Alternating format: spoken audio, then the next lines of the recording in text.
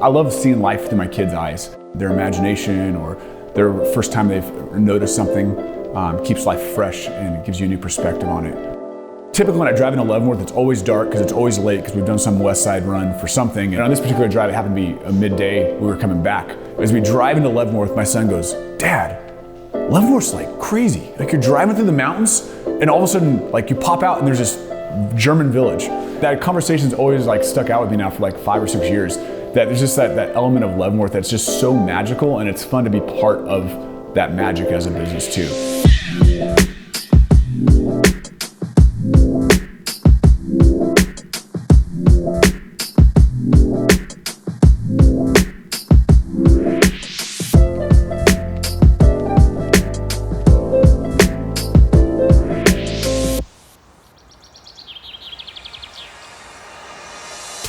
Jesse and I met our junior years in college. Our first date was out for a cup of coffee. I was a guy from Southern California. She's a girl from the Northwest and had kind of embraced the coffee shop mentality.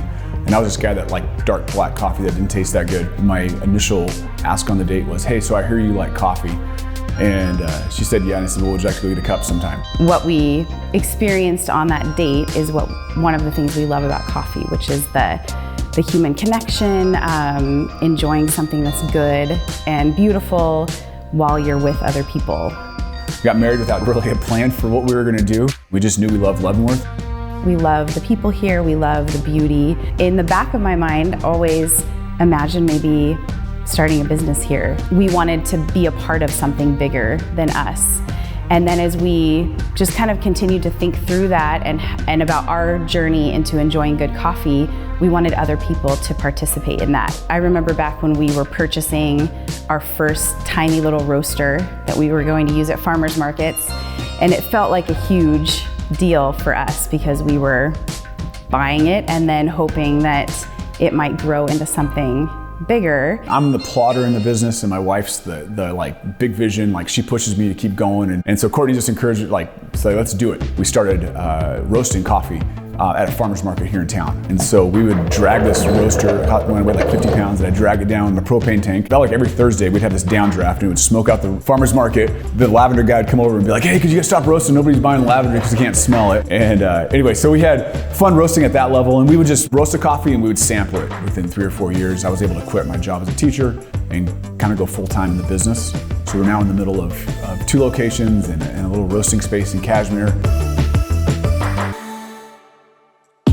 The dream was fresh coffee, and this kind of gets kind of geeky a little bit, but basically when you drink coffee and it's freshly roasted, you're getting all these enjoyable aromatic gases and flavors. And you drink it, what you're gonna find is those flavors that you enjoy are lingering on your palate for minutes, if not like an hour later. Somebody gets a great cup of coffee, their day gets better. And that's the thing we realized with coffee over and over, is it's like this great like cheerleader in life.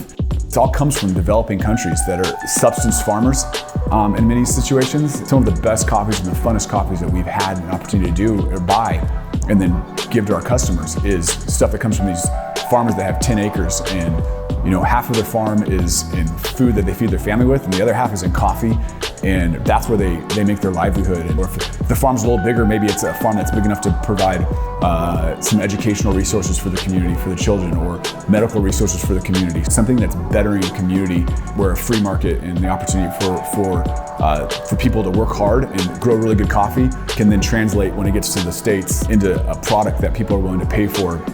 And so it goes both ways.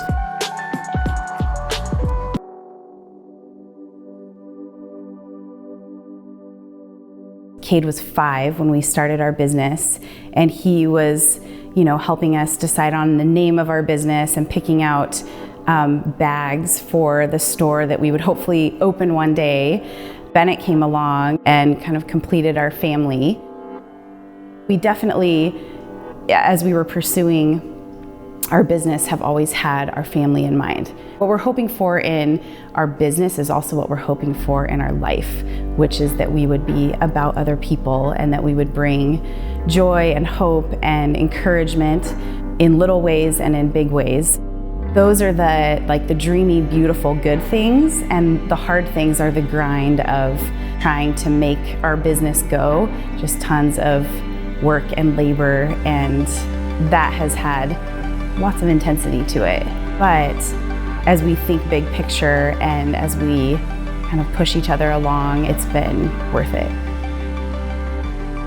My big dream in life was to serve God by being a pastor, but I've been on a 17-year sidetrack doing other things besides that. It's been a process for us of understanding that so God made the world and He put us in it to work. There's beauty in everything and we can make it good. I get to choose to get up and create that environment where people have good jobs and good opportunities and where they feel dignity. We get to work and we get to serve people, and that's probably what I was always trying to get to anyway. It just took me 17 years to get there. We just get to give people a little bit of encouragement, a little bit of cheer, and a little bit of a you can do it, and we get to serve them well. If I were to sum up, our hopes and dreams as a family, which seems so interconnected to our business, it would be that we would do good and bring joy and hope to people.